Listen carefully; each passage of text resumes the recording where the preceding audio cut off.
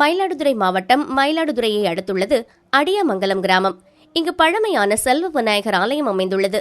ஆலயத்திற்கு 25 ஆண்டுகளுக்கு பிறகு திருக்குட நன்னீராட்டு பெருவிழா எனப்படும் கும்பாபிஷேகம் நடைபெற்றது.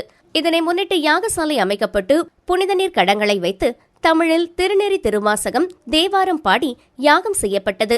பின்னர் வான வேடிக்கை நடைபெற மேளதாளம் முழங்க புனித நீர் கடங்களை சிவாச்சாரியார்களும் ஓதுவார்களும் தலையில் சுமந்து ஓதுவார்கள் தேவாரம் திருவாசகம் தமிழில் பாட கோவில் விமானத்திற்கு கொண்டு சென்றனர்.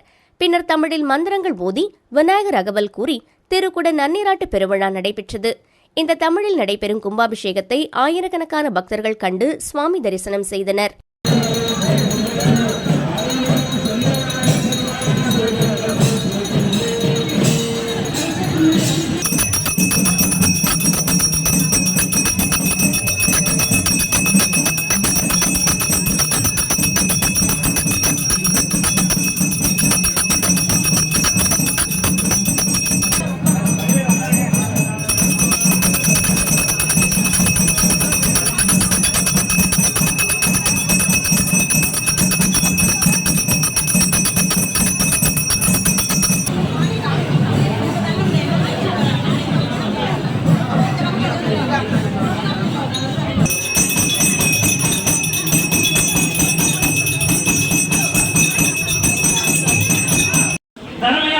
விழாக்கள் நிகழ்ந்த பொழுது தமிழகத்தின் பல்வேறு பகுதிகளில் இந்த அடியவர்கள் எல்லாம் இங்கே தங்கி அங்கே தருமபுரி ஆதீனத்தில் நிகழக்கூடிய திருவிழாக்களை கண்டு தரிசித்த காரணத்தால் இந்த வந்தது என்று செவிவழியாக கூறுவார்கள்.